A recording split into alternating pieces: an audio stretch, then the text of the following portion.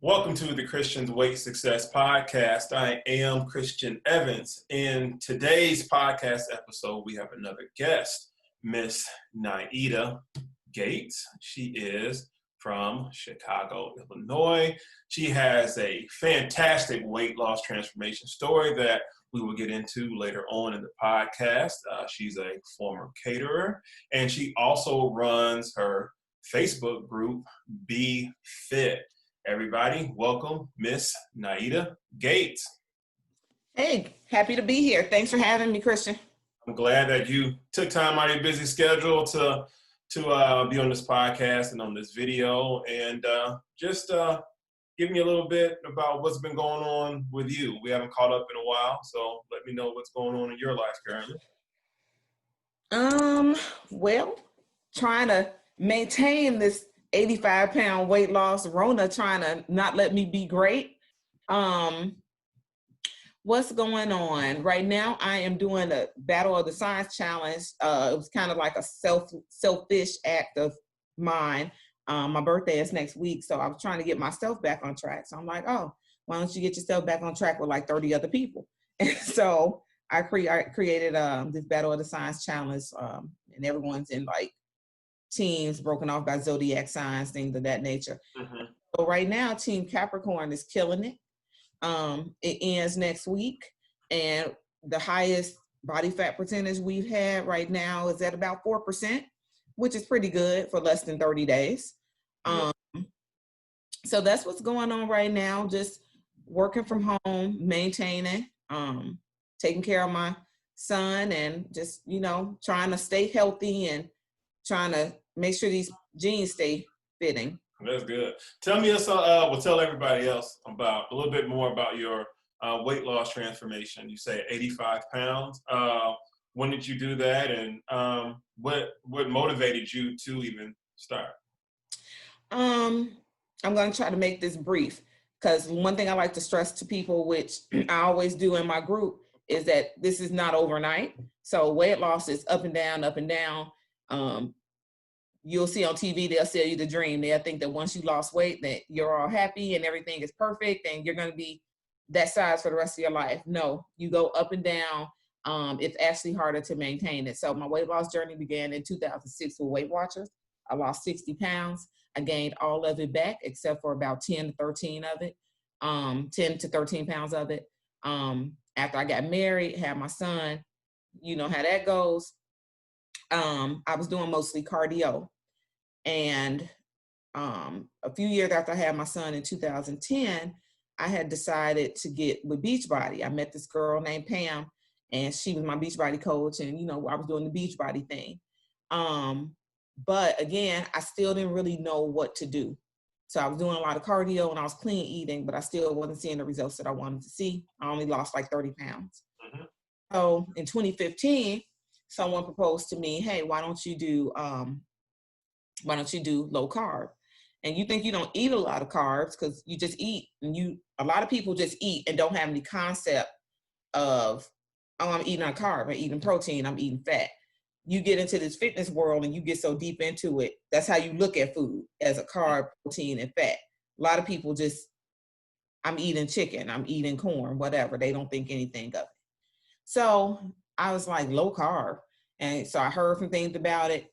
I started doing my research. So I decided to do low carb. I'm thinking it's not going to make a difference. It's going to be the same that it's always been. I lost 9 pounds that first week. In that first week, I was hooked.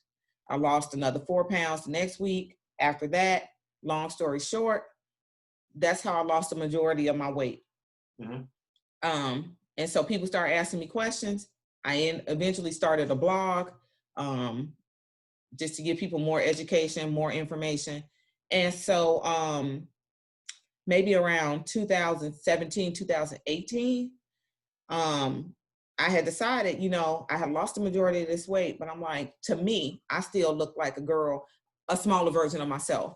Oh, okay, girl, you lost weight. That's good. Good for you. But I'm like, I really wanted to transform my body. And I had started lifting weights on my own, but I really didn't know what I was doing.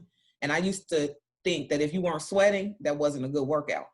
And so in 2018, I hired a trainer, and he literally took my body from here to here, just through strength training, clean eating, resistance training, mostly lifting. And so once I started combining lifting with low carb, I just got hooked. And I mean, I'm not, some days are good, especially with Rona. Some days are good, some days are bad, but I have a base of what works for me and what works for my journey and transformation. And so that's what led to my 85-pound weight loss. I went from a size 20 to a size 10. I went from a size, I used to have really large breasts. So a part of this transformation too is also a breast reduction in braces. I went, my highest shirt size, 3X to an XS, so extra small. So it's been quite a journey. And I loved every minute of it, even the ups. So, because you learn from those. I got you. Well, congratulations on that. That is inspiring. I remember back in 2018, we've been connected that long when you went on your weightlifting expedition, and I noticed the changes in you. You were just going like full bore. So salute to you on that. So what challenges do you face maintaining your fitness goals? Ooh, what challenges do I face maintaining my fitness goals? So, social media can be a blessing and a curse. And people think that you don't have moments and you don't have weak moments and you're always on, you always eating clean and you like to work out. Issues I have maintaining. Food is not my issue, but I work hard. I'm a mother. I like wine Wednesdays. And we all know, you have certain alcohols that you can drink that that can not so much impact your weight loss. And you see me, Christian, I post about all those all the time. Tequila, whiskey, gin, vodka, rum. I think those are the top 5 that really won't affect your weight loss as long as you're not chasing it with anything caloric. But your body stops metabolizing. Your body, it takes your body a while to metabolize liquor, and it's not in fat burning mode when you're drinking. So that's one thing. The second thing is I like to cook, and I like to cook a lot. And I had really kind of gotten away from it when before Corona hit, but with more time on your hands, I started to get back in the kitchen, and I'm starting to I'm kind of going through a personal transformation as well in my life. And so I'm like, it's not a lot of people to cook for. So the food is just here with me. Right. And so, I try to, when I know it's something that I'm going to eat, like for example, I just made some granola a few days ago, something like that I know that I'm going to eat if I have it here, I try to make a point to give it away. So I don't have a whole lot of weak moments. But it's about consistency and discipline. So I guess I would say that's my weak moments. Like anyone, you just have to constantly keep going. Once you get in shape, you got to stay in shape.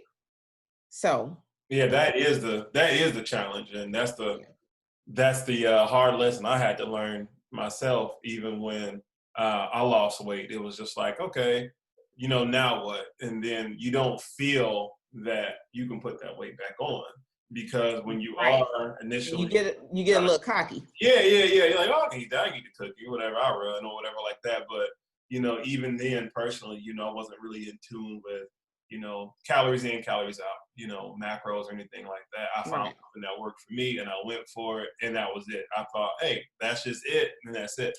And no, but everybody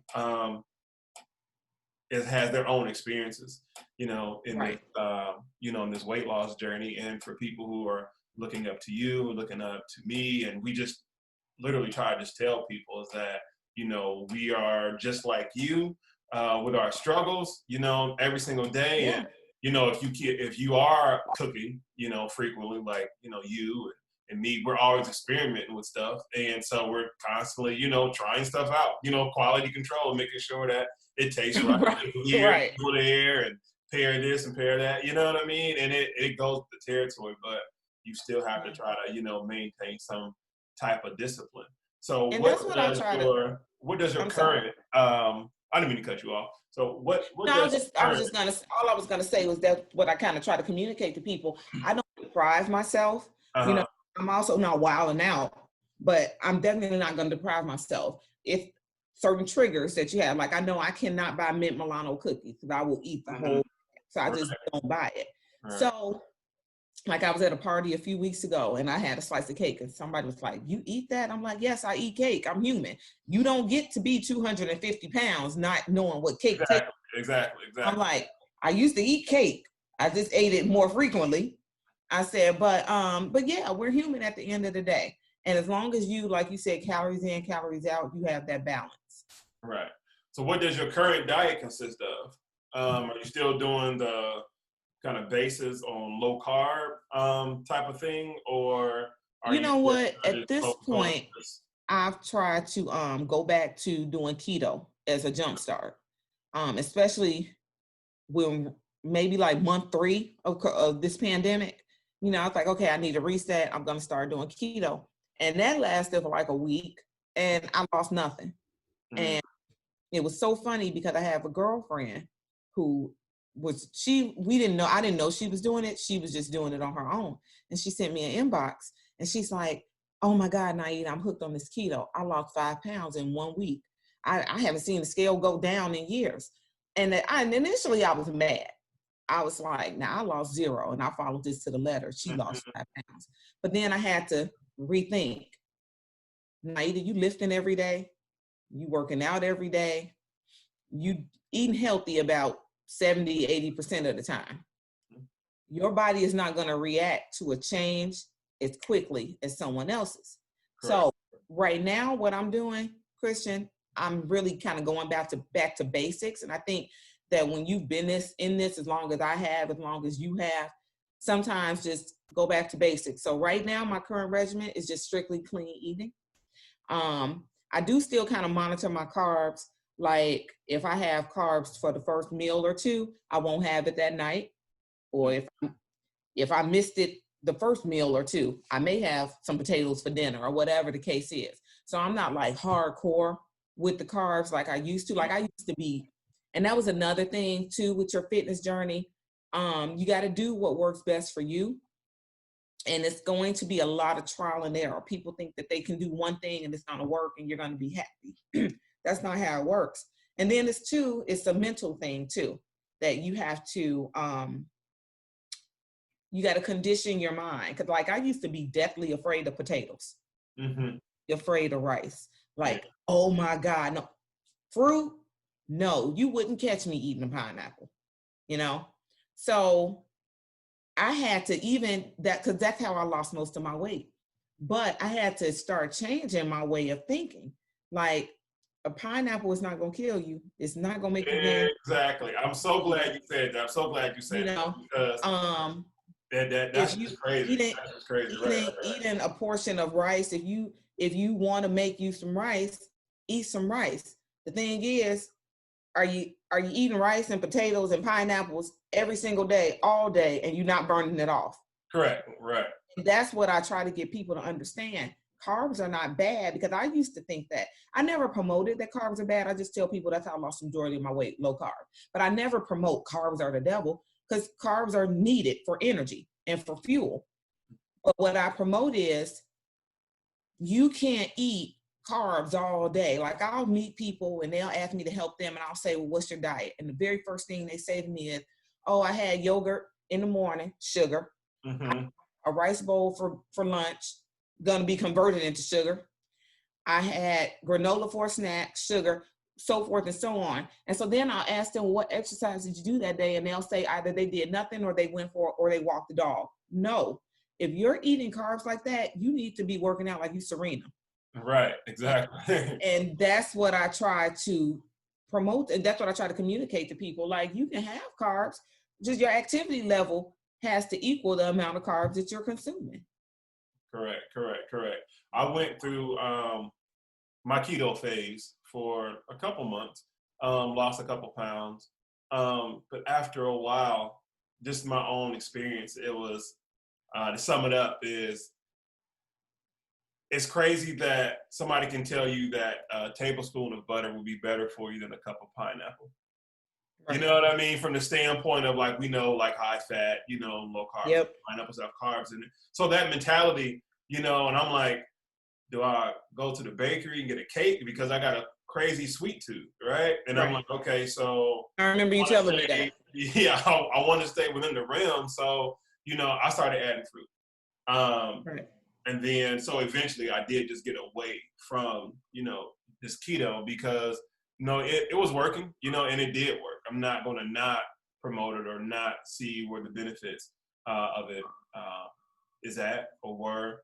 I understand the whole science, behind Right. it. But like you said, everybody's body is a little different and they can withstand, certain things. If I would have stuck it out and been a little bit more diligent in it, that'd have been fine. But a lot of that, you have to really make 95% of all of your food, like even like the little snacks and all that kind of stuff. I just didn't have that type of time on my hands. You know what I mean? And then trying to go to the store and see if you're about to get juked on the label of a keto bar or whatever like that. You look at the back. Did you see my post on the keto mayonnaise? No. Oh my gosh, I saw that in the store. I was like, oh my gosh, that is the most deceptive marketing I've ever seen. Yes. Yeah, and you have to start dealing with that part. It's I don't ever want to say like things get too difficult, but like it gets too complicated. And one thing that can kind of intimidate a lot of people from even starting or continuing weight loss, their journey, is when things get overcomplicated. It should not be this overcomplicated. I totally agree. Just even when you said about the pineapple, that's why I'm like, I get it. You know what I mean? When you're like, hey, when you're going full strict and you're really trying to go by the law of what this diet is, there's nothing wrong with that. But then after a while, you're kind of like, hey, you know what? I don't want to eat a piece of cake, but I want something sweet. And like, how bad is this pineapple really in general? Right. Like, and it's like being able to differentiate between like the carbs, like what you're saying about, knowing like, okay, if you got a carb, which is a potato, it's pretty much a starch just as well. You know what I mean? And going from like, okay, watermelon, it is high carb, but at the same time it has a lot of fiber and it has more nutrient based. Yep. So all these different, you know what I mean, ups and downs, things that you gotta weigh. It can get daunting, a little bit. So what does your current exercise routine consist of, and how many days per week? And do you have a time limit, or do you kind of just go off the feel until you're done with your set? Right now I go 5 days a week. And you know what, Christian, to be honest with you, I'm kind of giving myself a break right now because I was on this whole, if I don't feel like I'm dying after the workout, it wasn't effective tip. Mm-hmm. And now the older I'm getting and the longer I'm in this journey, I'm learning just because you're not profusely sweating and you're not out of breath and you don't feel the sense of delirium, that's a good workout. It's like, if I ain't dizzy, I ain't doing nothing. Right, I ain't doing nothing. I ain't dizzy. Right. I don't know where I parked the car, so. Right. I can't remember the combination to my locker. So right now, I've literally been doing what I feel in the morning. When I wake up in the morning, I still incorporate at least 2 leg days a week because I love leg day. I do. But right now it's I'm doing a lot of strength training and HIIT. That's what I've been doing a lot of lately. Because I don't have a lot of time right now since I have my son full time now with schools out and no daycares and all of that. So I take him to the gym with me and I try to get in and get out. I'll do like either a sprint HIIT or I'll do some type of strength training HIIT, incorporating some kettlebells, some burpees, some high knees, things of that nature. I've really been hooked on kettlebells lately. for the last few months. So I've been incorporating a lot of that. But that's mostly what I've been doing. And then I'll throw in a chest and back day for good measure, just because I haven't focused on it. Like I did back day. I don't know. I'm sorry. It's my son asking for his Spider-Man hat. There's the hat right there, honey. So, yeah, or like Saturday, this past Saturday, I did back day, and I was mad. I was mad 'cause I don't like doing back. Yeah. It's a necessary evil. But yeah, but that's what I've been doing. I hit a lot of strength training. I got you. I'm the opposite. Like I hate doing legs. I hate doing legs. A lot of men hate doing legs. Until I'm into the workout. You know what I mean? Right. I'm like, oh, why do I hate it so much? And then a couple of days go by when you don't, when I don't do it. But I love upper body. I love back. I've been focusing a little bit more just on those areas and different angles to how to do that. And HIIT training is good because you can combine so many exercises within whatever block of time that you're doing. You know, we're all busy. The older we get, the more responsibilities that we have. And then, you know, we don't have that, 1 hour or 2 hours at the gym like we had when we first started losing weight. And now it can be frustrating in its own because you're like, man, I only got 45 minutes. I can't. Right. I don't feel like you said, like I'm not dizzy or I'm not, saying full bore. And I feel like in order for me to achieve that, I have to be in the gym for about an hour or an hour and a half or whatever like that. It's like, no, you got to get it in when you can. And it just shows evolution in your fitness journey because you do have to adjust. Even for your diet, you're like, okay, I was doing that, but now I'm giving my body a break. Now I'm giving my body a break. So it's all these different intervals over time that people have to understand that, it's cool if you can stick to one thing and go 6 months, 8 months, 9 months, 10 months, or the rest of your life, that's fine. But everybody's not like that. You can't look at this one person, you can't look at me, you can't look at you and say that's the exact blueprint of what I want to do. Right. It'll be a time and a place for you. Just like, a season. Maybe, you may do keto for 3 months. You may do, pescatarian for another 3 months, whatever it has to do, and just keep rotating. And the best thing to do is, like you said earlier, is go back to the basics. You know what I mean? So how has your diet or your food intake or exercise routine changed due to COVID? Well, it's changed drastically. The exercise routine, really. The food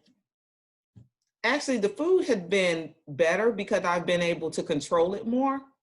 Now, I'll admit when COVID first hit, it was like, okay, we're here. Every day is a party. That lasted for about 2 weeks. Mm-hmm. And now, I've tightened up the food more.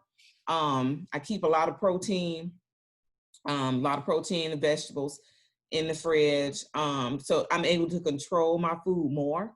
The good part about the food thing with COVID is I'm one of those people, I'm very simple. So I don't like to be bothered a lot with a lot of all the masks and all that stuff.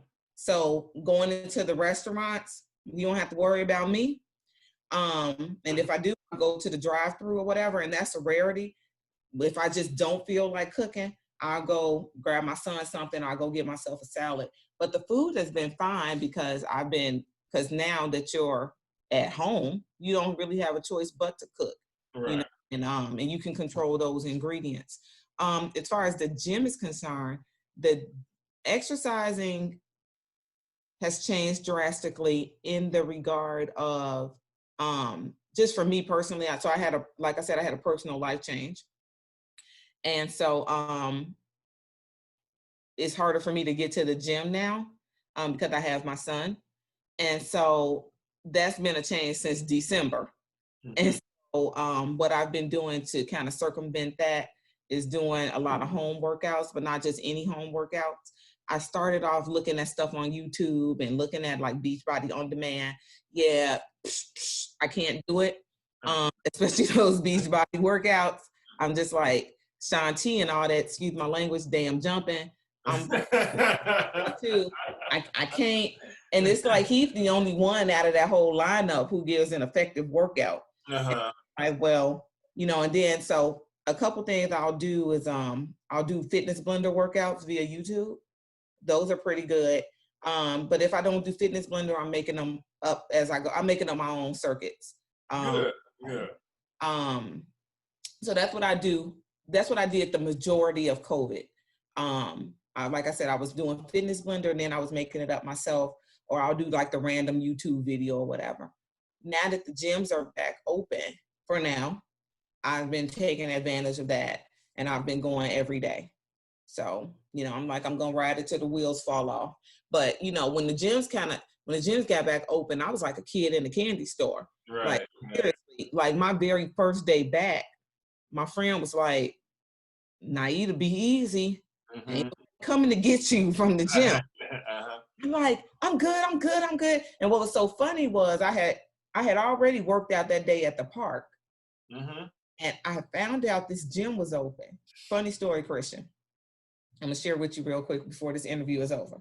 So this is how you know you're a fitness junkie.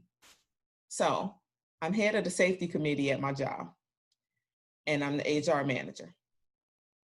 Being head of the safety committee, you creating and helping, you collaborating on all these guides for COVID and staying safe and getting people back to work.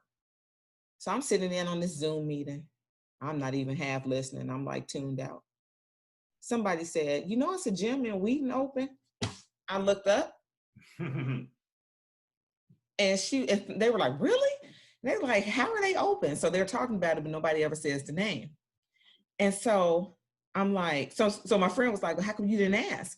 And I said, well, you can't be head of the safety committee asking where the gym is in a pandemic. Mm-hmm. So long story short, I found the gym and they were open and I signed up for a membership. And anyway, I asked them how were they open, and they said, well, it's a recommendation by the state. It's not a requirement. So they'll pay their fine and do whatever they have to handle with the state. But my whole point is I went to the park that day to work out, and then I swung by there to see if they were really open, and I enrolled and I stayed and worked out. And my girlfriend was like, Nieta, chill out. But Christian, I was in there like, ooh, ooh, a sleigh, ooh, medicine ball, oh my. I was in there like on. What was your first workout when you went back to the actual gym? Can you remember, or was it just like a full body, just circuit, or you were just trying to do anything? No, I remember my first workout there. Now, mind you, I had already worked out that day. Mm-hmm. I did 4 rounds of tire flips, 10 apiece. Wow. I did, they had this squat machine. I don't know what the proper name is, but you probably do. But you wrap the belt around you and the weight is like in front of you, whatever. Mm-hmm. And it's a chain. And anyway, it's a squat machine. And so I did like 20 of those using, I think it was just 100 pounds on there, squats. So, and then I did some deadlifts. So I alternated between the deadlifts, that, and the tire flips. And then I finished it with 30 minutes on the stair climber. I bet you couldn't walk the next day. I could not. I was so sore that next day. And I was just like, maybe I should sit out today. Yeah, so I think like the next 2 days were my rest days. Okay. Man, you sound like you got it in. I was excited. Yeah, I mean, it was my first day back. It wasn't, I can't really say first day backfires for me because it's like I have a gym of my own. And so right. I wasn't missing any iron weights, but there were some exercises and some equipment that I was missing that I didn't have. Right. Like the hack squat machine. Like, since I hate working out on legs, I watch a lot of Charles Glass's videos, and he gives a lot of pointers, and he had a video on deadlifts on the hack squat machine. And I've been noticing my hamstrings have been like mad tight for like years. And that's probably one of the reasons why I don't like leg day, because I'm not balanced in that area. So right before COVID hit, I was really getting into the rhythm of using this hack squat machine for deadlifts. And then here comes COVID. So I couldn't get to that hamstring stretch and that exercise like I was working up to. So that was one of the first exercises that I did when the gym did open back up. Last question. What is your take on the current events in America, and how has it had a ripple effect on you personally?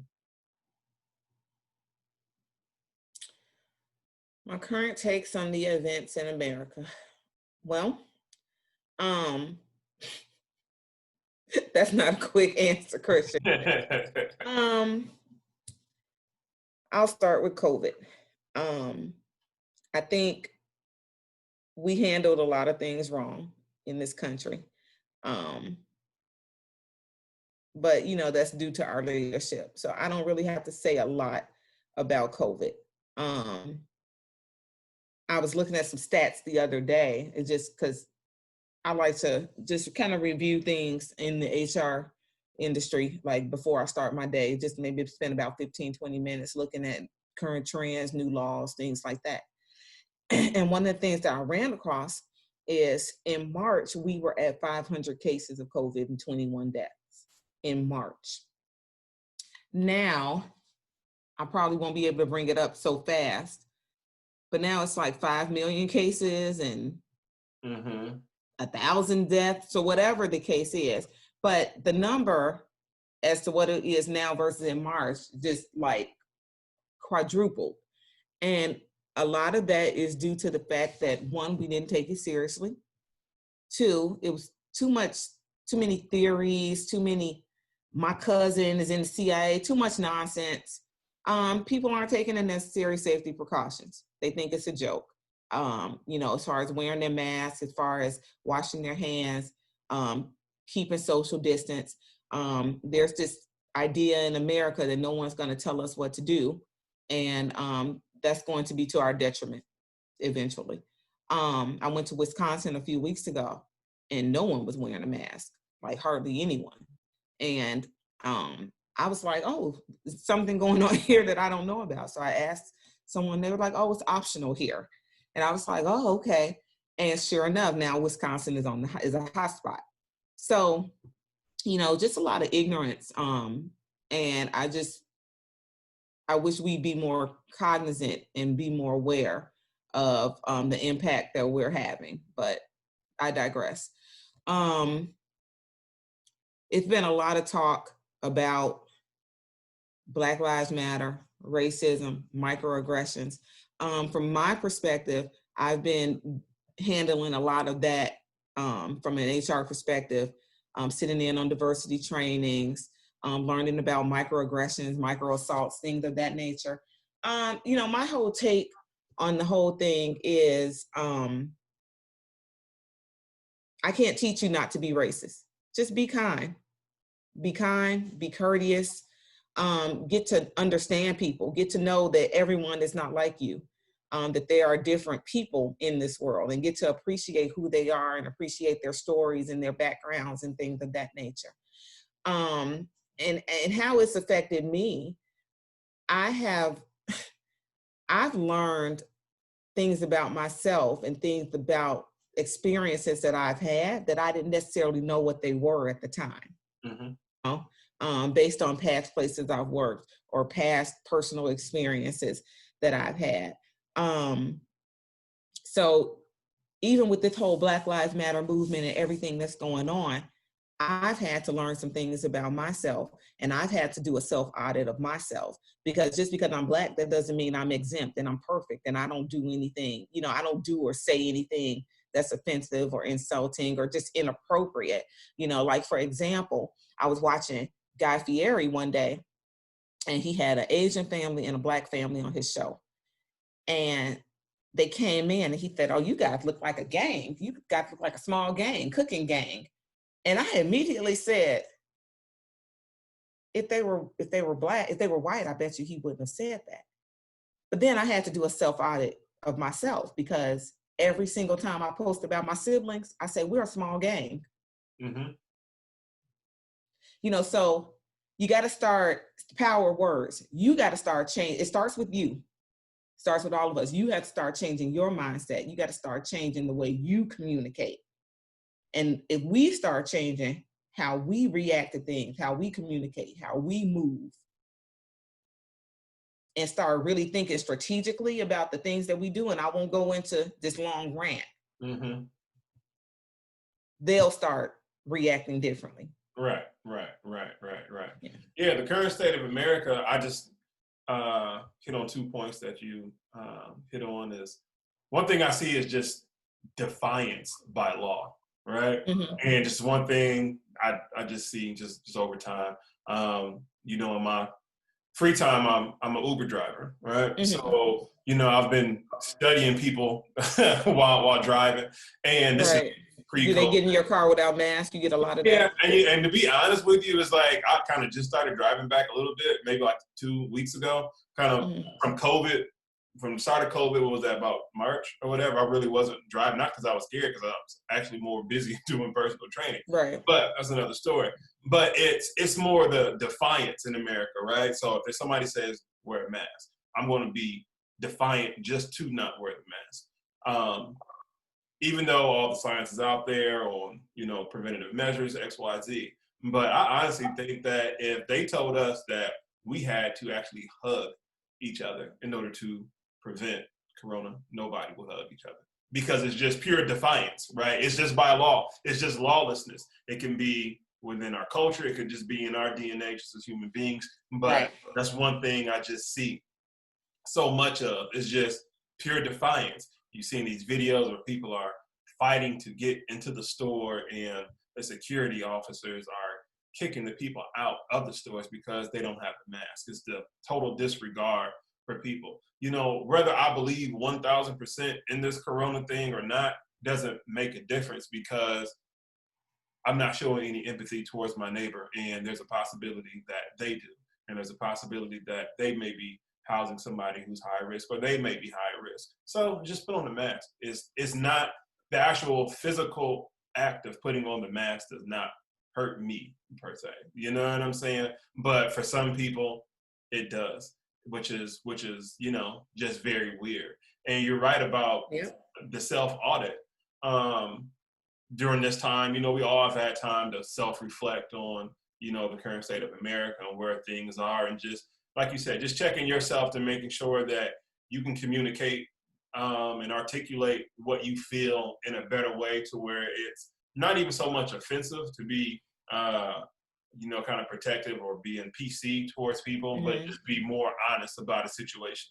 You know what I mean? Be more honest about situations in our community, and see how that can be perceived from outsiders, people outside of our community. But, we have a long ways to go, individually and as a collective.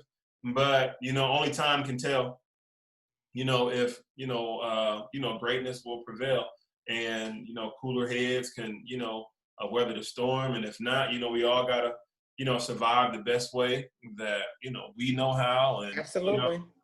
That's making sure our diet's on point, to make sure our mental is on point, and making sure our bodies are on point, from the standpoint of just having the strength to, fight off whatever it is that is out there. You know what I mean? I see this COVID as a cloud that's not going to disappear.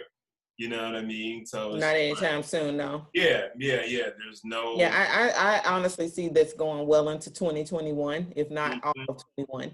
Like, I hear people say, make a plan. One of my girlfriends hit me up like, people are going to Mexico. How come we're not going to Mexico? I said, I'm not going anywhere. Yeah. I've had like 3 vacation plans this year that's, gotten canceled. And so I'm like, I'm not getting my hopes up anymore just to be let down.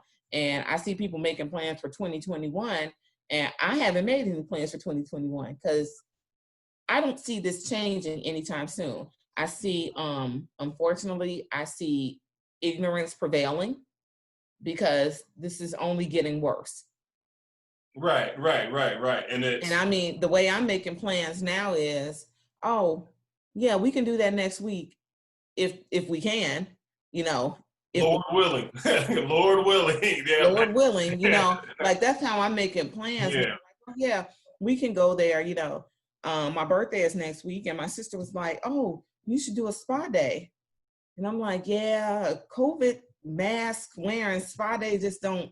Yeah, it takes it away. Because I'm big on being in event planning. Yeah. Experiences, Yeah, exactly. Experience. Like, I'm not one of those people, I just want to go just because I'm there and I get to go and get out. No, I want the experience. Like, I went to this tapas spot. It's a Spanish tapas spot. They serve like small plates or whatever, of Spanish food. And literally the place is so beautiful. It's like you're transported back to like 1950s Spain, you know? Mm-hmm. But when I got there a few weeks ago, it was, okay, put your mask on to walk from the hostess table to the table that was already outside. The hostess table is outside, your table is outside. But so I'm like, so between here and here is Corona? Like, right. Why do I have to put my mask on? So it was just like, it takes away from the experience. So I just think, you know what, never mind. I'm just gonna stay put. Right. Going back to what you was talking about earlier about even, going out to eat, things like that. I remember probably about a month ago, I wanted to order some food from this place and they closed at 7. And I'm like, so y'all closed at 7 on a Saturday, so the Rona clocked out too? You know what I mean? It's just, but that's the thing too. That's the thing too, fam. It's like the rationale that somebody's using. I'm just like, what difference do it make? I went out. It was so funny because I went out with a friend recently, and we were leaving out of this restaurant, and I said, "You're not gonna put your mask on leaving out?" He's like, "I'm not putting my mask on to walk out." Mm-hmm. I've not had it on the whole time at dinner. So is Corona here at the table? Here between the table and the door. And I was just like, but it's just, this is the thing. The mask, and people don't understand this, and I'll please put this in the interview. The mask was created. You're wearing the mask in case you can't social distance. And that's what I try to get people to understand all the time. Yes, the mask is good, but if you're just in the car by yourself or you're in the room by yourself, that mask is not helping you. The mask is, the whole purpose of it was in the event you couldn't social distance. That's why when I take Evan out places, he's so funny. That's my son. He'll wear his mask under his chin. And the rare occasion someone says something to us, I just tell him, oh, he has sensory issues or whatever, and I keep it moving. But I'm thinking to myself, if he's not near you, why do you care? Mm-hmm. Mm-hmm. It's a whole bunch of just worry and fear and pandemonium going on, whether it's right orchestrated or not. That's a whole different podcast and a whole different video. Well, you know what? I was thinking the orchestrated thing, but my mom had it. Mm-hmm. And my aunt just passed a few weeks. My aunt just passed actually this past Sunday from it. Yeah, it's crazy. It's insane. That's honestly kind of like just the bottom line. But I'm glad to see that you are in good spirits and good health and taking care of yourself. Let everybody know where they can reach you, your blog, your website, your Facebook group, all that good jazz, Instagram, everything. So you can find me on Instagram at Banini Fit. That's BANINI _fit. You can find me on Facebook at BFit. That's BFIT. There's a Facebook group, it's a fitness group. We do accountability, motivation, support. If you're thinking about losing weight, come in there. You may get inspired. It's people who are like you, who are on the same journey. That's where you can find me. All righty. Well, again, thank you for showing up to this interview and this Thank you for having me. Podcast. And we got to catch up soon. And you have a great day. And other than that. All right. No doubt. All right, Christian. Thank you. Yeah.